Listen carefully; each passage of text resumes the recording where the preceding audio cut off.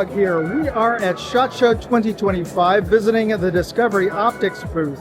And we're going to be meeting fellow YouTuber, gun-toting Minnesotan, who is going to be walking us through Discovery Optics' newest scopes. So what do we got here?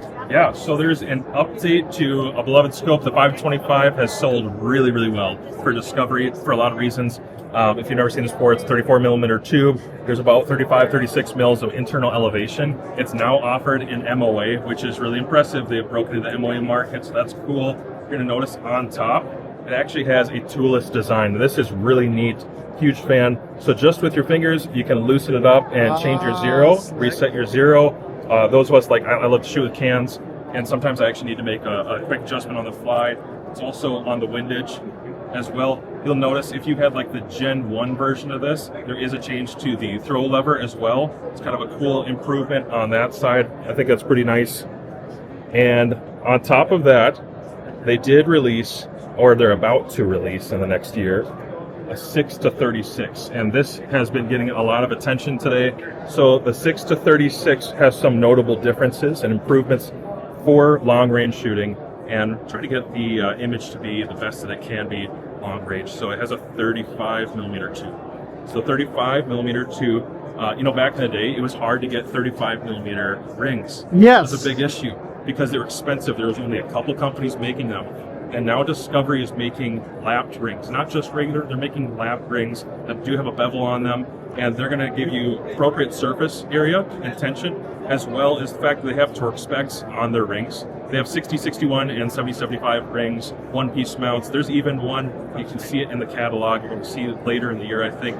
They have what they're calling their one-piece competition mount, and that's going to have a diving board on the end, so you can start adding on red dots, because we're all doing that when we're running big optics like this at this point.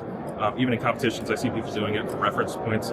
So that's a neat addition. This has, like I said, 35, 36 mils of internal elevation, and that's only good if it's placed in appropriate glass. So this is ED-PRS Japanese glass. That's going to allow you to see better, the 56 millimeter objective and that 35 millimeter tube. You're getting all that internal elevation, you're getting a brighter image.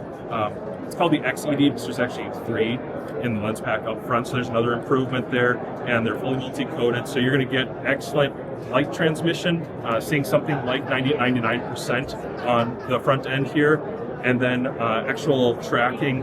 They dared to bring out a collimator today to show people these do track, and they do return to zero, which is so important. If you dare to put exposed turrets on your optic, they need to do that. They need to perform, or people are going to get frustrated. So the 6-36 absolutely tracks true. One last feature that some people might find interesting: you have your illumination 6 settings off in between, and then there is an enlarged size parallax wheel. And this looks bigger than the previous version, or is that just my eye? It's a little bigger than 525. Yep, a little bigger than 525. But actually, I'm kind of surprised that the footprint isn't that much bigger. It is weighty. It is going to be heavy. Some of that is actually a good thing. And quite honestly, when we're talking about 5-40s and 6-36s at this point, weight is not really an issue. You're not backpacking this in no matter who you are. You're not doing it. So I'm putting this on a PRS gun. I'm putting it on something that's a Magnum. And at that point, I actually want a heavy rifle. My 300 PRC, I weighed that down. It's like 27, 28 pounds. I don't care if it's a little heavier. And I think this is going to perform really well at some of those extended ranges, given the stats that I just read out. Excellent. I'm going to be looking forward to testing that out later this year. I'm just waiting for them to finally be happy with how the glass is, I'm sure, along with you. Yeah, excellent. Thanks. All right, so thanks a lot, Gun-Toting Minnesotan, and for those of you who are watching on the channel, be sure to subscribe to his channel. I'll include a link in the video description. So thanks for watching. Moondog out.